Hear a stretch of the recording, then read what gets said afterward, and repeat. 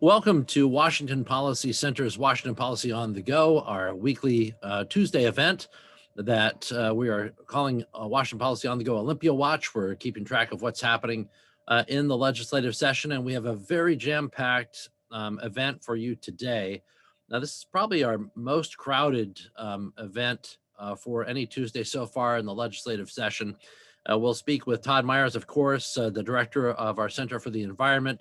We'll also talk with Jason Mercier, our Center for Government Reform Director, but we're also going to get an update from our Initiative for Agriculture Director, Pam Lewison, in just a moment. First, I wanted to tell you about how the event's going to work today.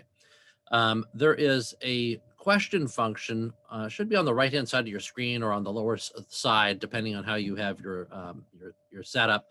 But if it's like mine, at the bottom, there's a little box that says Q&A. At any point during our presentation, go ahead and enter your question in for any of our center directors, and we'll compile those. And after we have our conversation, some one-on-one time where I ask them a series of questions, then we'll get to your questions. And each of the center directors has agreed to stick around to the end for the Q&A section. So you'll have an opportunity to ask questions regarding agriculture, the environment, or budget and taxes with any of our center directors. So again, at any point, go ahead and enter your question there, but be sure to use the Q&A function rather than the chat function.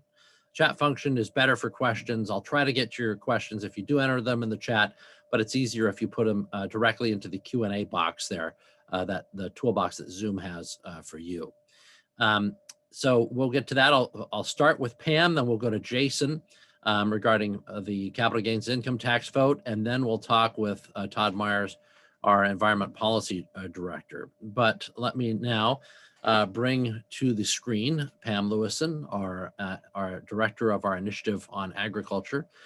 Pam, this has been a struggle of a session for you. I know it's been frustrating. I have some farmer relatives that usually don't speak about politics, but are hyper concerned this year. Very concerned about one bill in particular. And, it reminds me of, we had that very popular Super Bowl ad with Paul Harvey a few years back. So God made a farmer. And there's been basically this kind of universal respect for the hard work that farmers do. The uniqueness of the lifestyle, that's kind of around the clock job all the time. It's not something that you can really clock in and clock out of. But there seems to be a divorce between those who farm and those who create policy. Tell us about the number one bill that's been troubling you this session. So anyone who works with me or lives with me knows about Substitute Senate Bill 5172. And for those who are in the ag community, you probably know it better as the Retroactive Overtime Pay Bill. And it's causing a lot of heartburn throughout the ag community. Essentially, a summary of the bill in its current format is that it would require farmers to pay retroactive pay based on a dairy court case ruling from November of 2020 to the tune of 12% interest in back pay to ag workers statewide. And it's a change from what we have done in the state previously, where ag has typically been overtime exempt. So it's a bill that's got some pervasive problems and also has the potential to cause some real issues, both economically and on just an ag level in general. Now, from a hardcore progressive point of view, which our state has a lot of, the first thing I hear when I hear there's going to be mandatory retroactive pay, if I'm thinking from that point of view, the attitude is good. If people weren't paid the way they were supposed to be paid, then they should get that retroactive pay. And I think that there's some on the conservative side who would think the same way. If pay was owed, then it should be paid. What's wrong with that way of thinking when it comes to the issue you're talking about? So what we're talking about here is a change in how the law was interpreted. So these are not employees who weren't paid. all of the employees involved in this suit were paid. They were paid as they were supposed to be paid, which is at a correct rate for the hours that they worked. They were simply not paid overtime because time and a half is something that ag was exempt from paying before the November 5th, 2020 ruling. And that ruling applied specifically to the dairy community. This legislation would potentially expand that requirement for overtime to all ag, not just the dairy community. And we're talking about punishing people with a new interpretation of the law for following the law as it was previously interpreted. So, and by previously interpreted, it's how it was enforced, how everybody accepted it, how it was explained, all of those things. And now suddenly, some of these farmers could be looking at a massive three-year backlog in pay, and I take it, not just pay, but the benefits and other fees associated with those payments. Correct. Wow. And when you say that this could end agriculture, is this something that would only apply to farmers because they were exempt, or how do you see this as a possibly spreading to other areas? I think you're talking about a slippery slope.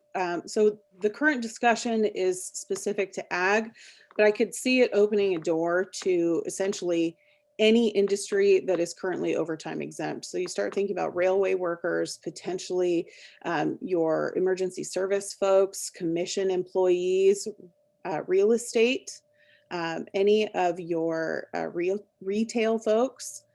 So we're in uncharted gray area, and ag just happens to be the guinea pig. In this, when you say that it could end agriculture in Washington state, a lot of times people say, well, this could be the end. But what it means is, a lot of people that are struggling won't make it. It'll put a number under, but there'll be some that'll plow forward, and it might shift some of, a lot of people don't understand that ag is, number 2 or number 3, depending on how it's calculated, economic engine in Washington state. So what do you mean by that it could kill agriculture? How do you get a sense of how much that's hyperbole versus how much that's a reality? So I'm not talking about, suddenly every farm in Washington state disappears. Of What I'm course. talking about is farms that have typically had employees, maybe suddenly have fewer employees or none at all. Or perhaps farms that have operated in this state for a long time liquidate their assets and move their livestock to another state. Perhaps we find ourselves in a situation where farms that are looking to expand and hire new employees don't do that. Yeah. They remain smaller, or they figure out how to struggle on with less hands doing more work, which in turn creates situations where you have concerns about safety and long hours for the primary owners of that farm. So there are a lot of scenarios where you can see pressure building in the ag community, and ultimately what it means is fewer jobs for farm workers who are truly our most valued asset as farmers. I think what we'll do is we'll leave it there. We'll have some questions, of course, at the end. Pam, thanks so much for the time. And I'll bring you back here for the Q&A section regarding that bill. Senate Bill 51 was 72. I can't read my own writing. 5172. Yeah, it seems like an issue, a moral issue of fairness that would be very brutal for any industry, any business following the rules, and then suddenly being punished for following the rules. That would be really hard to take, and people don't understand. Businesses don't have cash on hand for issues like that, farmers particularly. So thanks so much. Now let's turn to Jason Mercier, our Center for Government Reform Director. There's been some big changes in the issues that you've been following, Jason, specifically the income tax on capital gains. Let's start with the vote. It's DEFCON 1, Dave. The Senate on Saturday, by a bare minimum 25-24 vote, passed the income tax on capital gains. So it is now on its way back over to the House. It was referred to the House Finance Committee. It's unclear if they're going to go through the hearing process again. So maybe they'll hold another hearing. Maybe folks can testify again. But the expectation is, since this was the original bill when Speaker Jenkins was a freshman back in 2012, this is her bill. The governor's asked for it. The expectation is the House will quickly pass it, sign it to the governor. And then the question is, what happens next? Is it a referendum? Is there a lawsuit? There are three things we know for sure. This is an income tax. It doesn't take effect until January of 2022. And the first cent isn't collected until April of 2023, when taxpayers submit their federal income tax returns to the IRS. There was a couple of interesting amendments from Truth in Advertising on this. They were both rejected. Senator Braun allowed them to say, you know what, we really believe this is an excise tax. So we're not going to require people to submit their income tax returns to the state of Washington. That amendment failed. The other amendment that failed was, again, Senator Braun letting them really say this is an excise tax. We know it's an excise tax. So we're not going to allow the Attorney General to ask the Supreme Court to overturn 100 years of ruling saying that you own your income so that you can have an income tax without a constitutional amendment. The irony of all ironies, the Democratic senator that spoke against that amendment is the same exact one whose public records show the goal is for the state Supreme Court to overturn this to allow an income. Well, that's the least surprising thing I've heard all day. But was there a surprise in the vote, Jason, for you? Well, I guess the surprise again, it was 25-24, which means 4 Democrats voted against it: Senator Sheldon, Senator Hobbs, Senator Mullet, and Senator Cleveland. And they also removed the emergency clause off the bill. And what we heard was that was the price of the 25th vote. And that's how they got to 25. It's a strange political cloaking mechanism, getting rid of that so somebody can say, well, yeah, I didn't really vote for an income tax. I'm leaving it open to the people here. But, there's also, as you point out, and as is implied by the failure of the Braun amendments, there's a desire not really to go for a vote of the people, but to go for change via court mandate, and. In another amendment that failed, we've heard that this is necessary to provide some tax relief to Washingtonians, right? We need an income tax so we can provide tax relief to other Washingtonians. So there was actually an amendment by Senator Fortunato to do that would direct some of the funds to tax relief. And that was rejected because they said on the floor that it's premature to spend money on a tax not yet collected that we know is not going to be collected until 2023. So essentially, the state of Washington's tax relief strategy is from Popeye, right? We will gladly give you tax relief next Tuesday for an income tax today. Yeah, the wimpy strategy. That's great. I might be using that in a new series of political cartoons coming up. So you brought up briefly what's next, but we're not out of the woods yet when it comes to the House.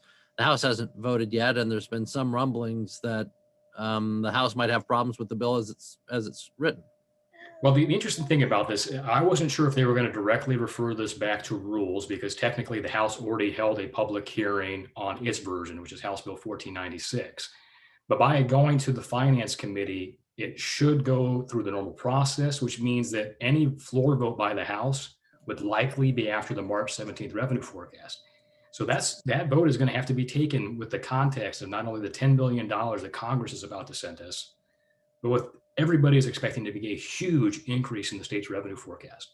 So, we've been talking about the legality, income tax, excise tax, good policy, bad policy, but ultimately this is going to come down to, you have a balanced budget, you have 7% revenue growth, you're getting $10 billion more from Congress, and you're about to have a huge increase in the revenue forecast. Are you really going to now vote to impose an income tax?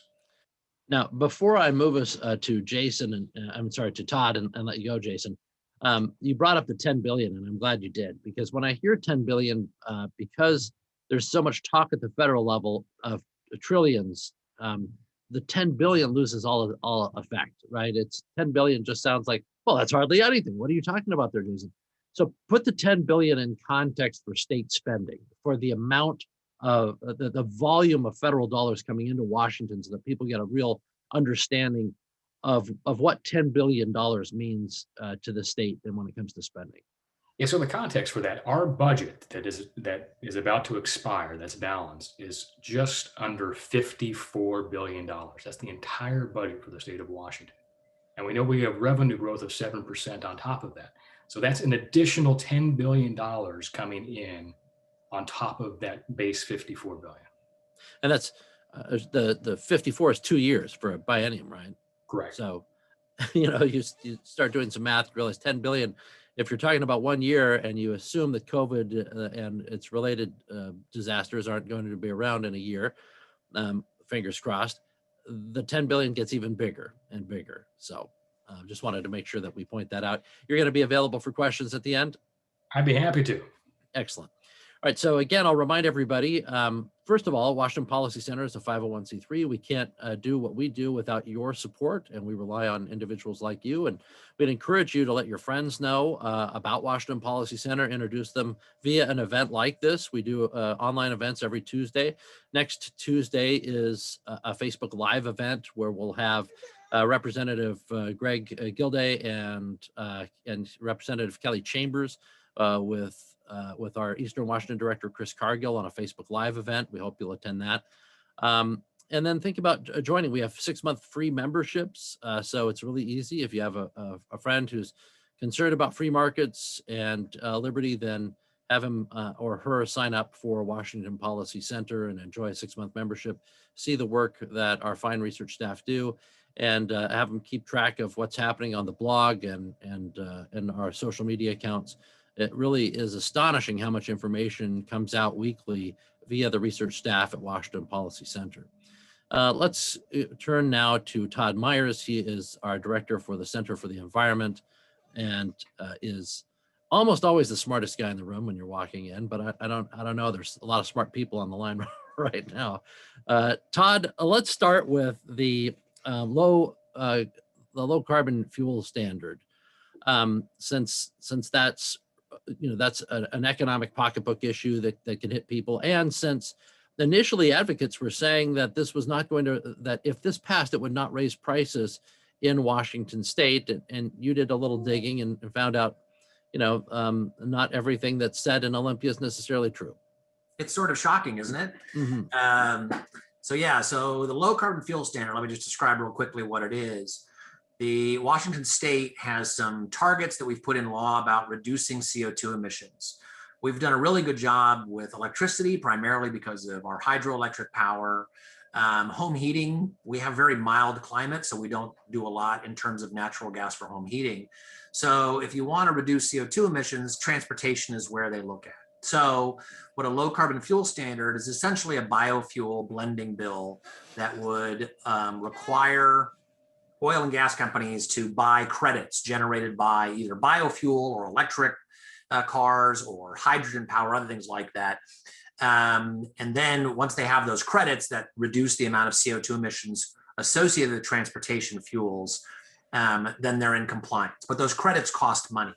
So in California and Oregon, where they have this already, in Oregon, it costs about $120 per metric ton. And in California, it costs $200 per metric ton. Now, every gallon of gas has the same amount of CO2. When it combusts, it's about 19 pounds of CO2. So you can translate metric ton directly into a gallon of gas.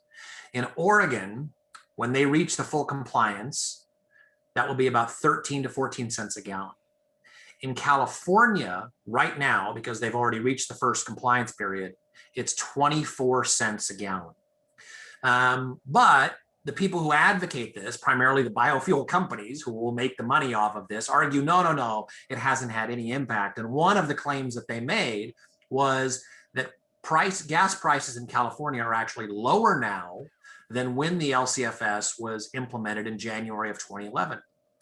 Well, they chose the number from last June of 2020 because if people remember, there was actually a moment when oil prices were negative because there was so much oil and there was so little demand that prices collapsed. There was no place to put it. And so there, for some oil, they were actually paying people to take oil. So it was the lowest point of gas prices. But if you use the gas prices today, California gas prices are 30% or 30 cents a gallon higher. than they were. But even more importantly, when the LCFS was put into place in 2011, California gas prices were about 26 cents a gallon higher than the national average. Today, they are more than 80 cents higher than national average. So they have increased 60 cents a gallon. There's a very high cost for the low carbon fuel standard, and the arguments that it won't have an impact on price are just show sort of how fact-free this whole discussion is.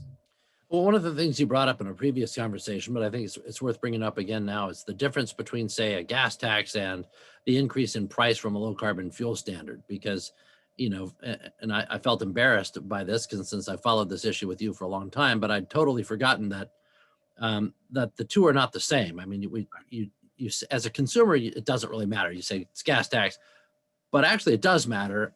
Explain what the difference is and why it should matter to everybody. So gas taxes are protected by the 18th Amendment to the state constitution, which means that when we increase gas taxes, they go to road construction, they go to capacity, they go to things that help drivers. But the cost of a low carbon fuel standard, like I said, in California, 24 cents a gallon right now, that none of that goes to the state. It goes directly to biofuel companies and other people who are creating credits. All the state does in a low carbon fuel standard is create a market where there are people who need to buy the credits and people who sell the credits. And the state takes a little bit of a fee to run the market, but none of the money goes to the state. So even though you're paying 24 cents a gallon more, the state gets none of that. We don't get it for roads. We don't get it to fix salmon culverts. We don't get it for any of the priorities that are associated with transportation. This is why biofuel companies are so desperate to lobby for this, is because they get all the money. So that's the way a low carbon fuel standard is very different. And so the legislature is also considering a transportation package. And that transportation package would include 6-cent gallon gas tax increase, plus on top of that, a carbon tax to pay to fix culverts that are required under a state order. So simultaneously, we could get a 6-cent a gallon gas tax increase, a carbon tax on gasoline, and a low carbon fuel standard all together, which would increase gas prices astronomically in the near future. Are all these proposals still alive in Olympia? Are they being taken seriously? They are. In fact, there's a Seattle Times article today about what they call a grand bargain, where they would have a couple of different proposals, including the low carbon fuel standard, including the transportation package, that would all pass. All of these are necessary to implement the budget, which means they're alive until the last day, even if they don't make cutoff today or hit other cutoff deadlines. So these things are still alive, and your legislators need to hear how you feel about them. How fast does it become, irreversible? Like, when Sound Transit got their money, one of the first things they did is bond on it so that it would be tougher to get rid of. What are we looking, and with the income tax on capital gains, it's not going to be collected for the first cent doesn't arrive till 2023, I think. So what's the outlook on this? The transportation proposal would be bonded. The thing about being bonded, though, is that it requires a supermajority, so it would probably need Republican votes. I think it certainly would need Republican votes, so that's a little more iffy. The low carbon fuel standard would not be bonded because, again, the money doesn't go to the state. It just goes to biofuel companies and others. So that wouldn't be. So, and it would start implementation in 2023. So a few years away. You wouldn't see the prices immediately, which for politicians is great, right? They want to push it down the road. They don't want to have the implementation immediately. They want to push it till after the next election, which is when it would start. Now, one of the things that you've pointed out, and by the way, that's a good point, that a delayed implementation can get people to forget where their pain is coming from. Much like a car accident, your back can hurt a week later, and you have to remember where it came from. But one of the things that you've pointed out before is people that are free market oriented or conservative or right of center tend to talk about things as far as the economics go. But one of the things you like to bring up is whether or not it's actually efficient and helpful to the environment. Is there a better way? So from an environmental perspective, the low carbon fuel standard how effective is it at actually achieving a positive environmental result? And is there a better way to achieve the same thing? Right. So there's two environmental claims that they make in favor of the low carbon fuel standard.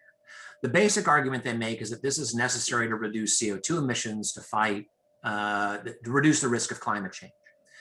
It is one of the worst policies out there right now to do that, because it costs, as I said, in California, $200 a metric ton. Now, this is not debatable. This is literally the price that you can go to the California Low Carbon Fuel Standard webpage, and they put the current price right there.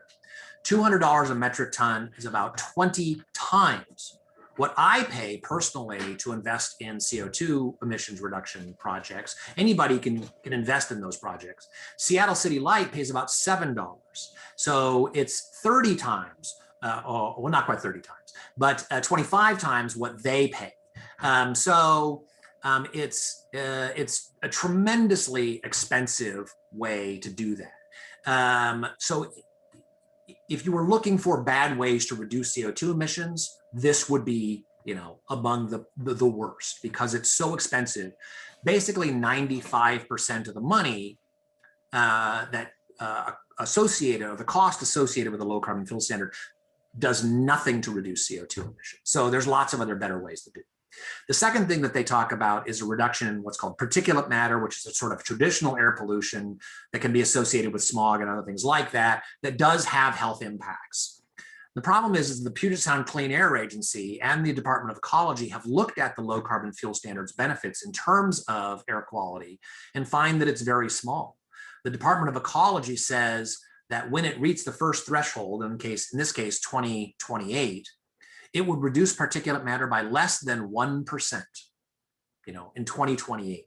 It's tiny. If I went to the environmental community and said, look, I got an idea. Why don't we set a standard that we reduce particulate matter less than 1% 8 years from now, 7 years from now, they would say, that's ridiculous. That's nothing. And yet that's literally what the bill does. There's one other catch, though.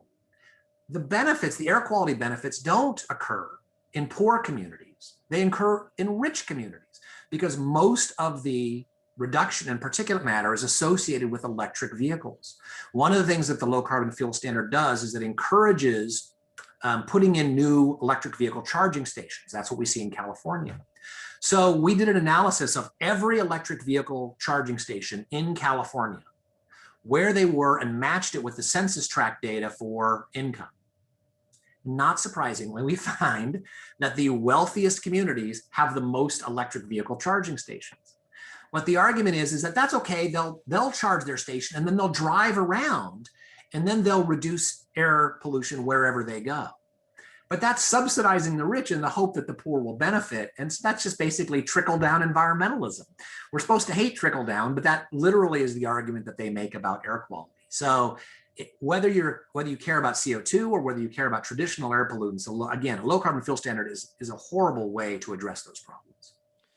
One of the things that we started off this conversation on was about the problem of data selection, and how the advocates of the low carbon fuel standard, the advocates / beneficiaries of the low carbon fuel standard, were picking and choosing things and ignoring data like the increase of price in California on gas.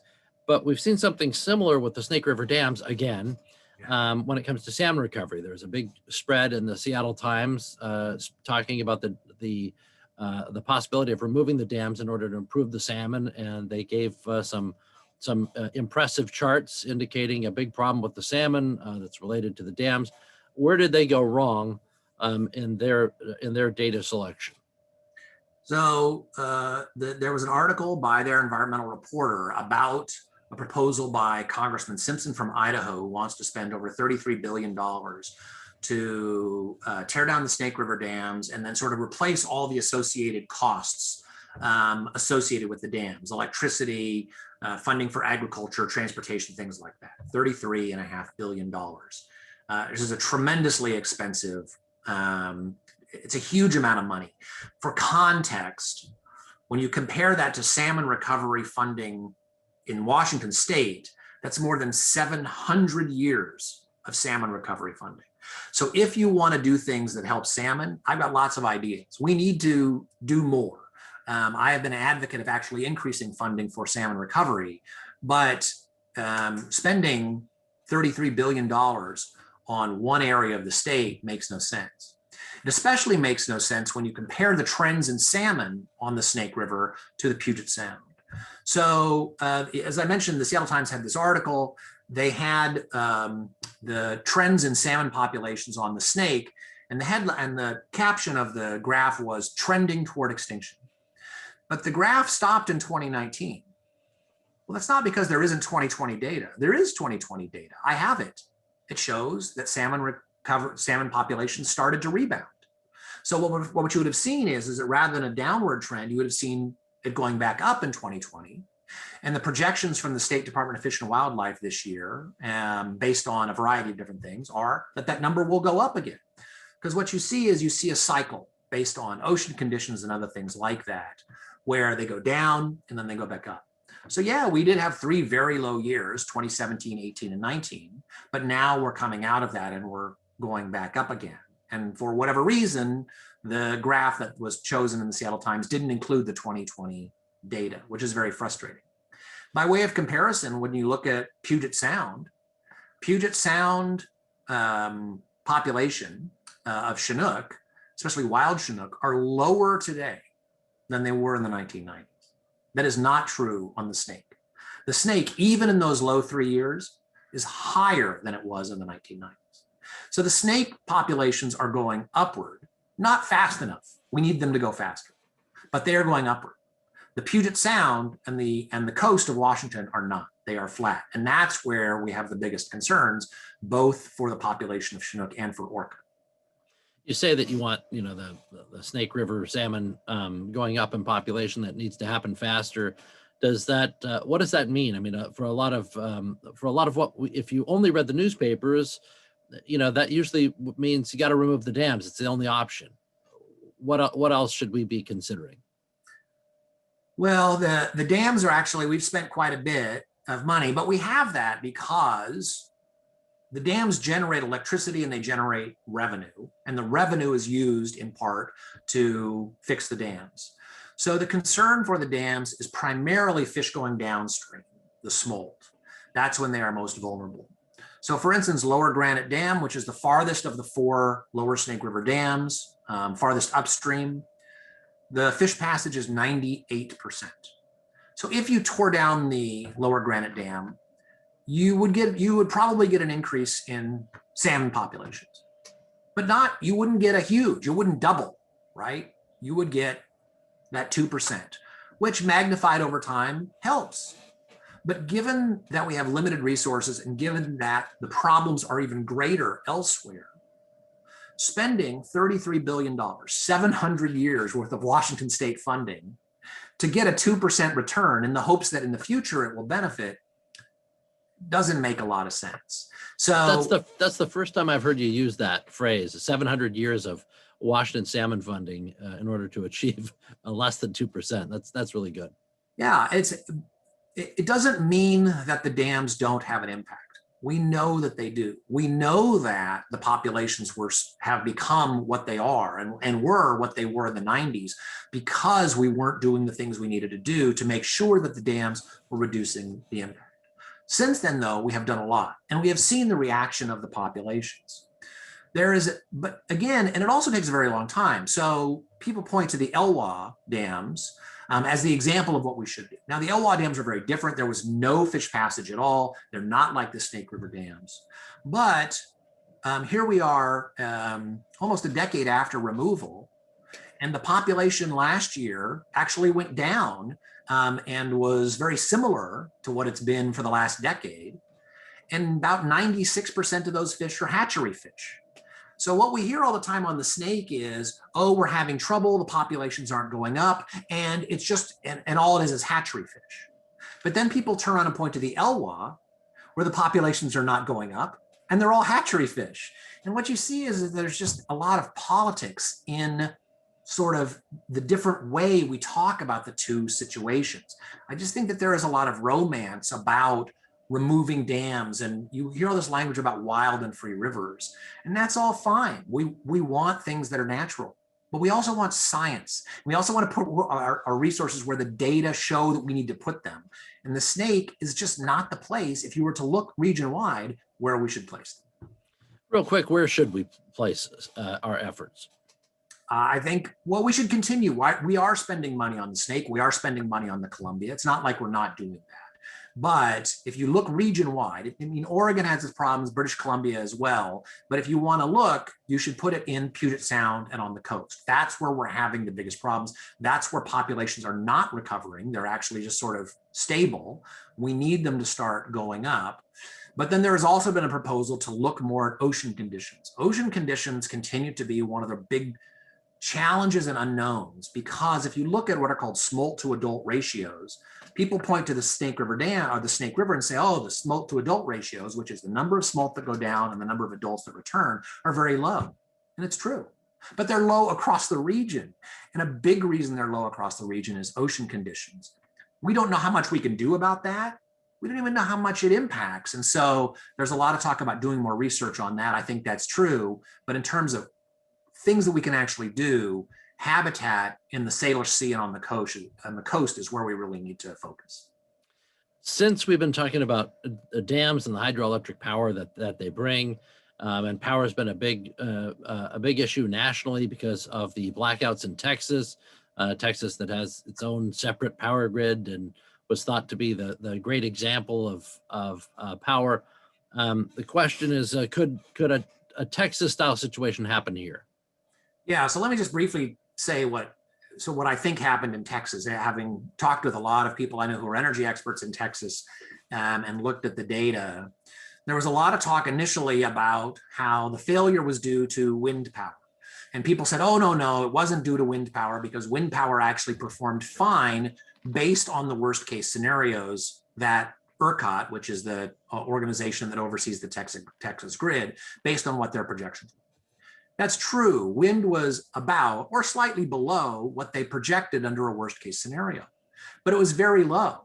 And in the week before, wind power was actually triple. The problem with wind power is that when you get very cold, very still days, the turbines don't run. Whether they're frozen or not, they just don't turn. And so the wind power actually went down for that week. What you saw then is demand go way up.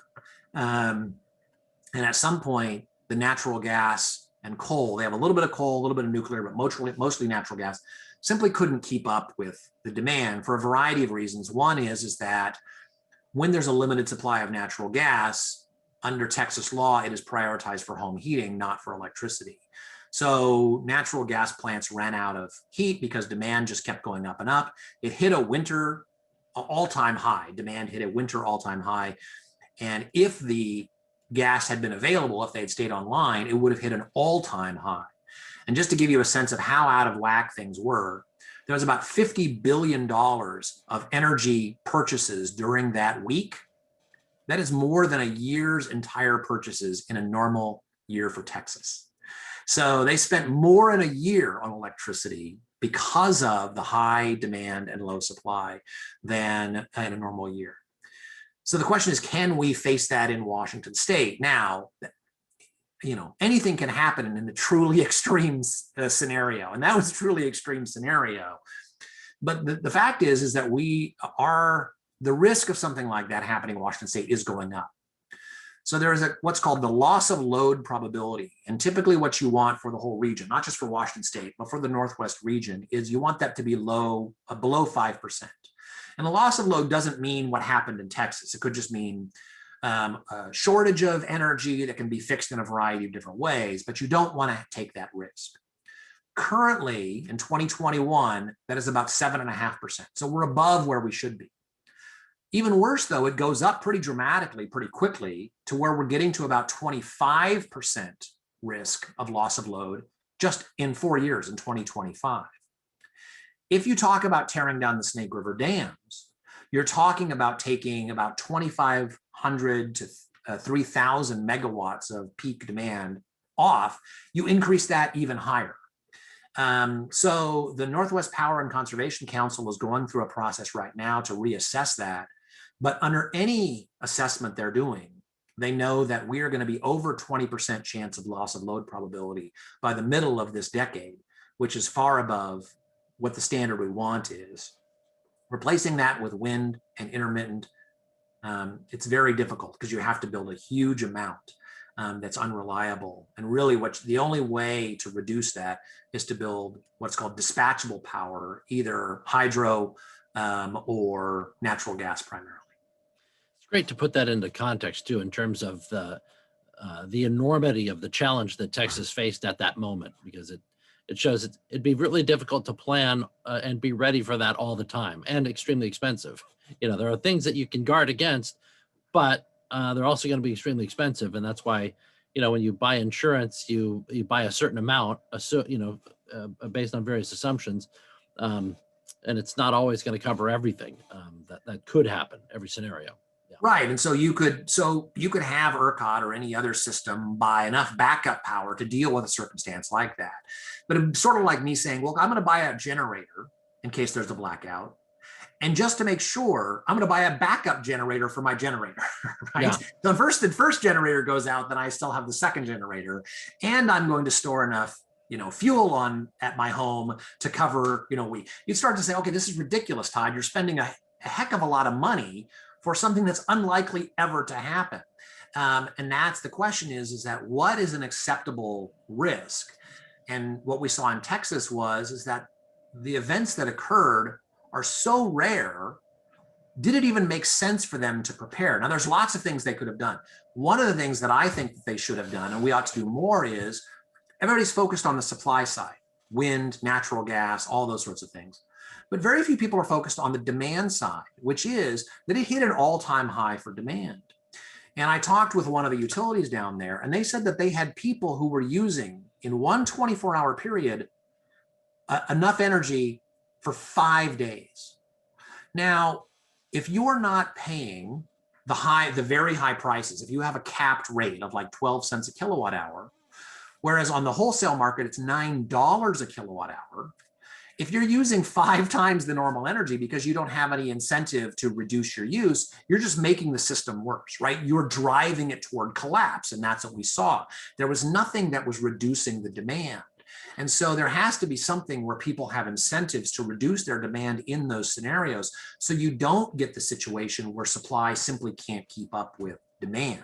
And that doesn't mean turning off your electricity entirely, but it means having it at 60 instead of 70, because the alternative in those circumstances is blackouts and no electricity at all, which is what they dealt with. And it allows people to prioritize for emergency services and people who want to prioritize those things as well. It's great points.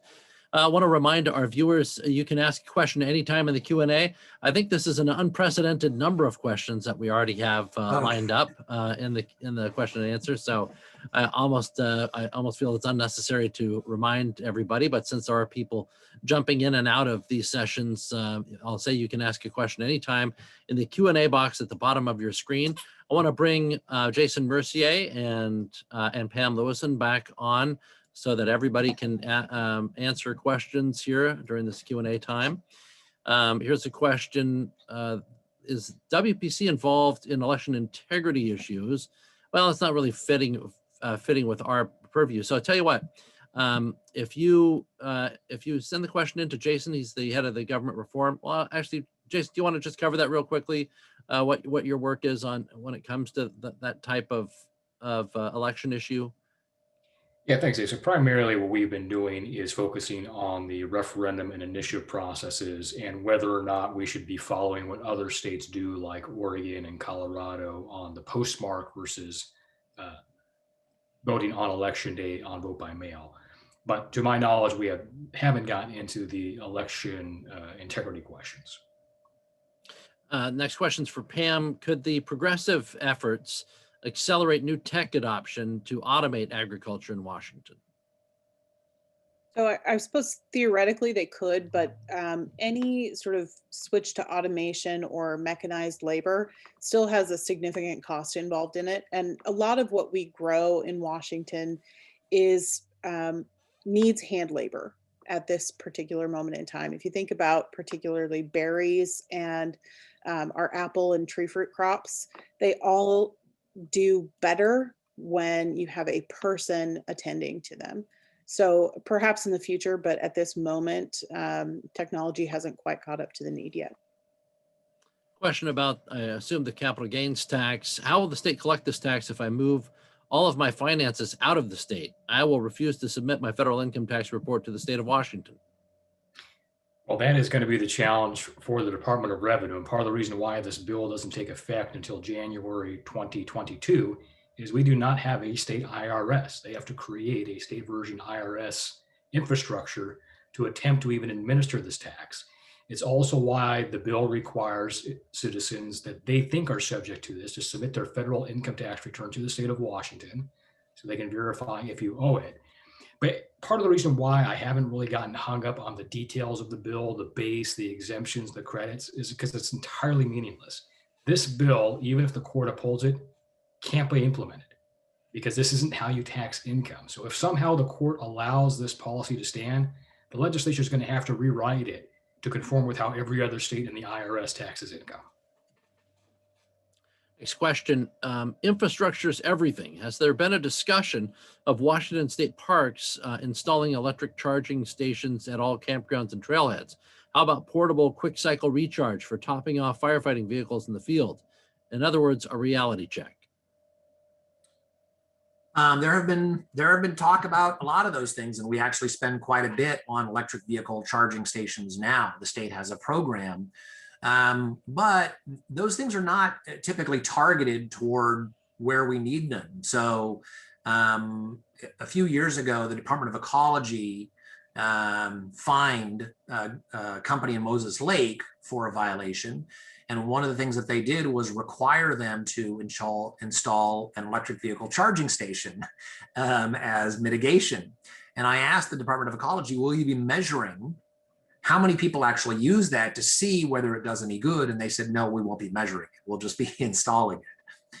Really, the electric vehicles that we have now and will have for a while are primarily commuter cars. So they're not first cars. They're not even often second cars. They're often third cars because of the range.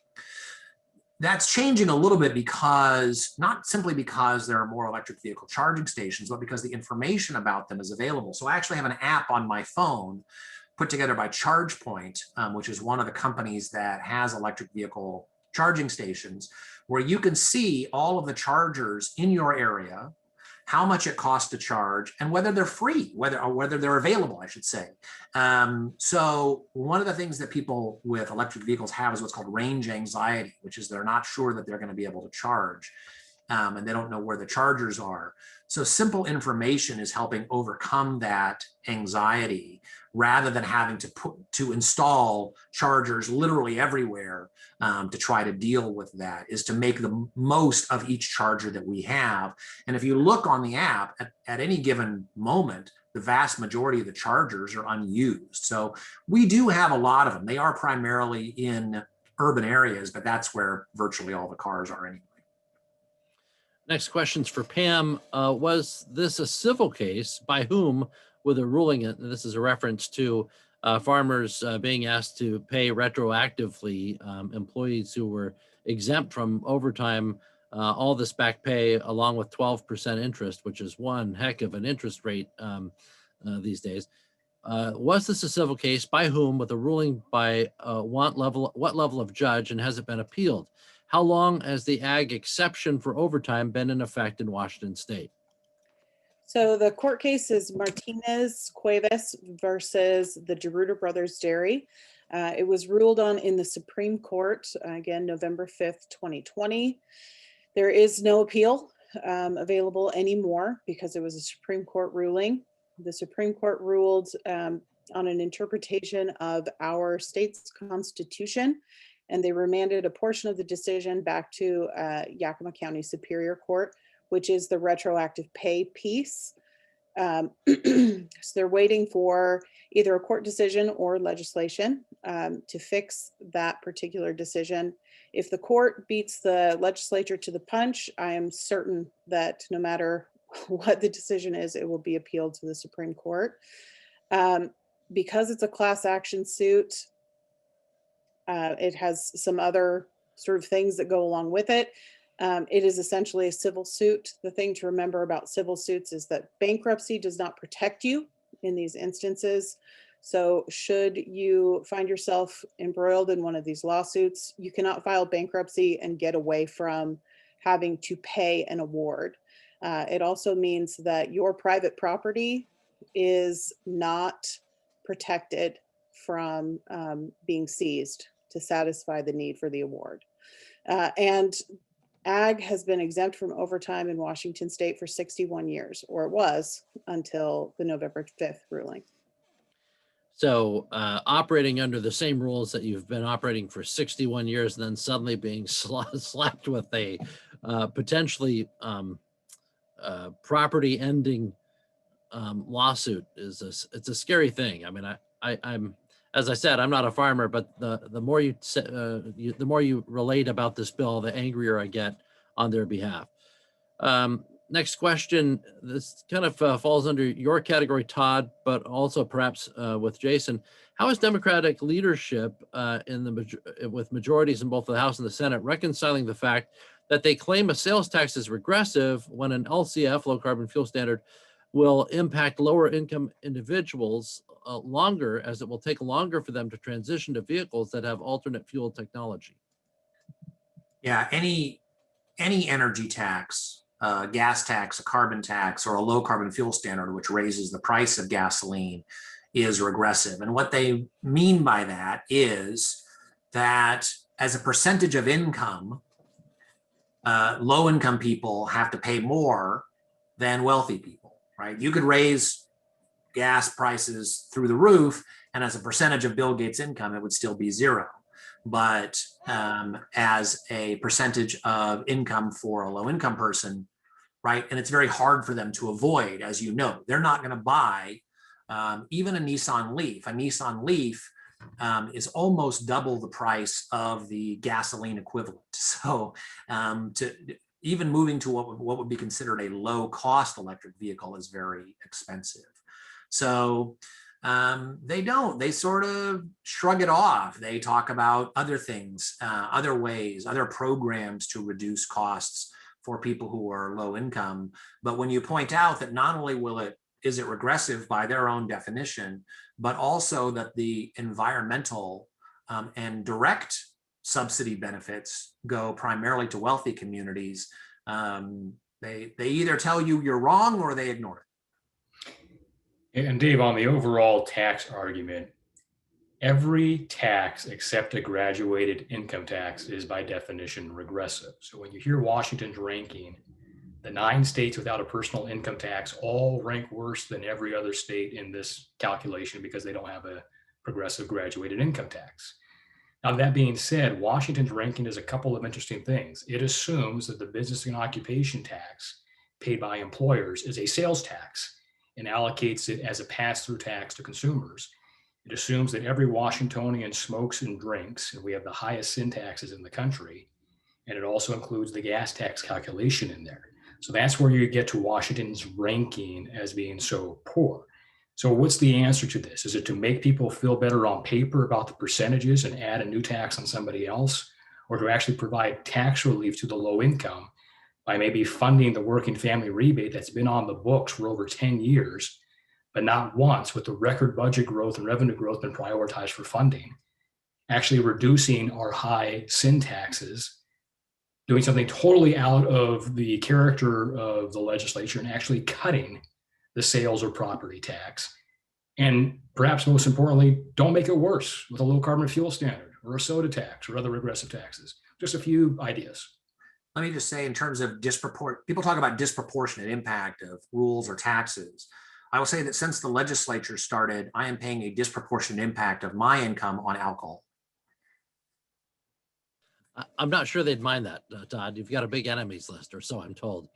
Next question. Why are they pushing the income tax when it will be challenged in the state Supreme Court? Do they think they have the votes to uphold it?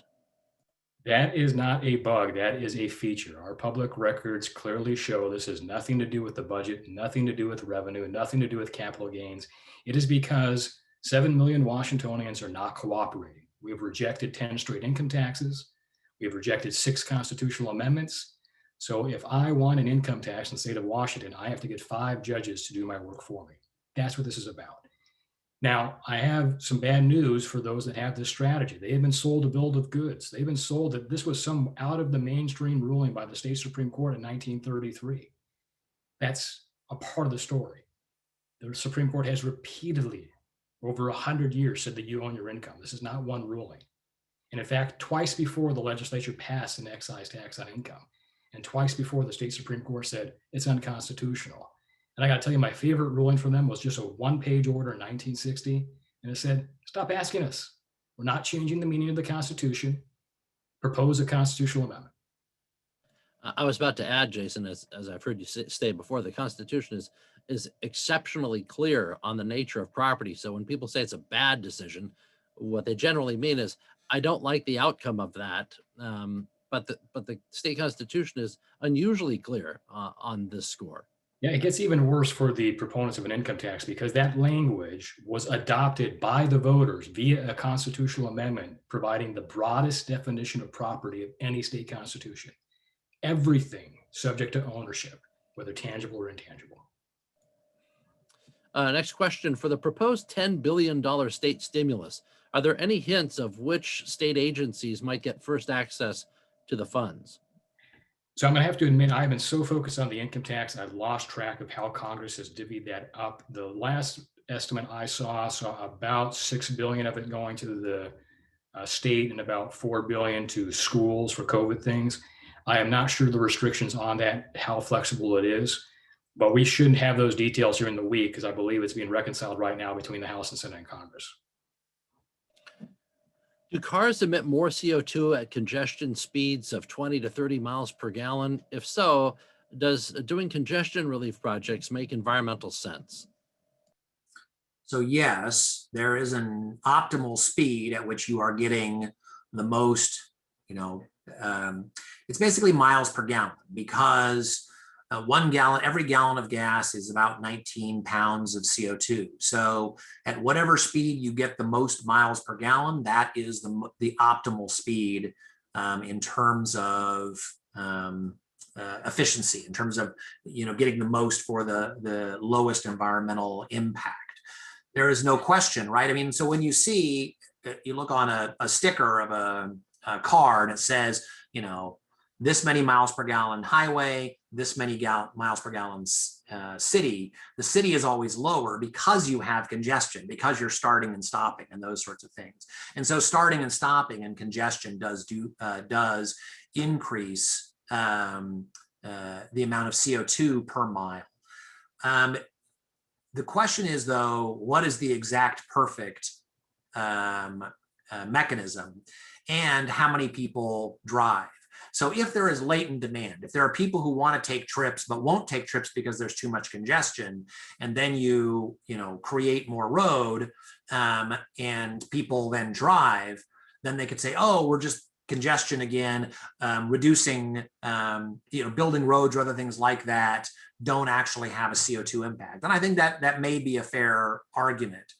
I would say that trying to get that perfectly, trying to determine whether to build roads or not build roads based on CO2 emissions is the wrong focus, right? We should say, okay, we're going to build roads to increase mobility. And then if we're concerned about CO2 emissions, we either need to do other things like put a price on CO2 emissions, do other things to address that problem. If we put everything in the lens of does it increase or decrease CO2 emissions, and if we say, okay, we're going to have planners determine instead of people, that's just the wrong way. The definition of extremism is putting one value above all others. And if everything we do at all times is about CO2 emissions, I can tell you how to reduce CO2 emissions. Don't let anybody ever leave their house. Ban cars tomorrow. But we know that there would be a tremendously high cost for that. So I think that we should do things that reduce traffic congestion. They will help reduce CO2 emissions. But I think the main reason we should do it is because we should help people be mobile, live the lives that they want to live, and then deal with the impacts, make them responsible for the impacts, the environmental impacts of that, rather than trying to have planners sort it all out. Now, we only have a couple of minutes left, and I'd like to remind folks that, without your support, the work of Washington Policy Center would not be possible. If you value the information that you're learning today and you are watching our blog and our publications updates, and you're learning what you need to know about Olympia and about state policy, I would urge you to become a member of Washington Policy Center. There are several different ways to contribute to Washington Policy Center. There's going to be a link up in your chat function there, so you can click on that. And I'd also urge you to encourage friends, like-minded individuals that you meet, tell them about Washington Policy Center. Go to our social media pages, review our work, review our pages, support us in that way as well, and share the information. I mean, one of our goals is to make sure that the whole state knows about the policies that we're writing about, and we can't possibly do that without your help. So please share that information. We'll have this event up on video on our YouTube channel coming up within 48 hours or so. So we'd encourage you to share that with people who might be interested in that information as well, and share it on your own pages. But also become a member, become a contributor, become a part of Washington Policy Center, and become part of our team. We very much appreciate, we rely on support from individuals like you.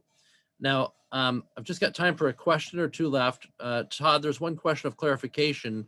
It's 1 gallon of gas makes 19 pounds of CO2. How's that possible? A gallon of gas doesn't weigh 19 pounds. Explain how this works. That's a great question. So a gallon of gas weighs about 6 pounds, and a gallon of gas is mostly carbon. So when it combusts, it combines with 2 molecules of oxygen. Oxygen is slightly more heavy than carbon.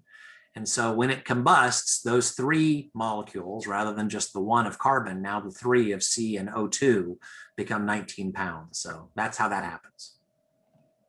Okay, and then one last question, I think. How does reliance on electricity for transportation affect the ability of a community to respond during an emergency situation, such as an earthquake, volcano eruptions, etc.? Right. So the more reliant you become on electricity, the more electricity you need to supply. And as I said, Washington is already going to fall behind its current projections, let alone sort of a rapid electrification and a reliance on electricity for home heating. So there's a push also to reduce natural gas and to use electricity for home heating. So then you have to increase the supply for those sorts of things. So as I said, what happened in Texas is demand. They couldn't keep up, the supply couldn't keep up with the demand in a bad circumstance. And if you have a similar situation in Washington State, not only are you heating, but you're also charging cars, you're turning on your lights, all of those sorts of things.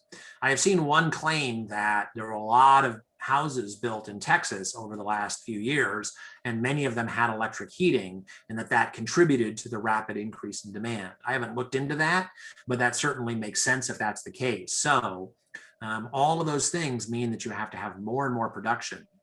Intermittent production, it can be dealt with, right? I mean, you can deal with solar and you can deal with wind.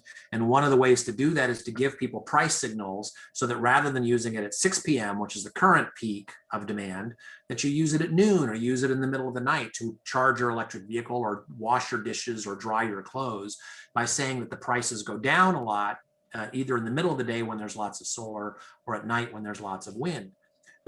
But you have to create that system, and consumers have to get those incentives in the ways that they don't right now. And so if you simply pour more electricity demand onto the existing grid, and you decide we're not going to build any more natural gas because we have a state law that says you can't, you're starting to ask for trouble. I want to thank you, Todd. Todd Myers, our director for the Center for the Environment. Jason Mercier, thank you, director of our Center for Government Reform. And thank you, Pam Lewison, director of our Initiative on Agriculture.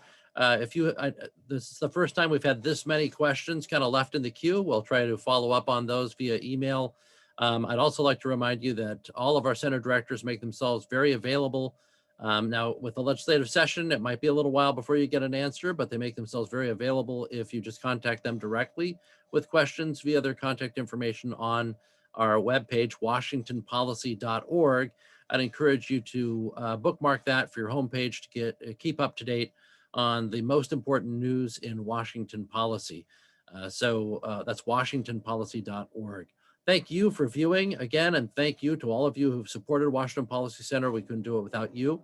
And we look forward to having you next week with our Legislative Lunchbox. It's a Facebook Live event hosted by our Eastern Washington Director, Chris Cargill.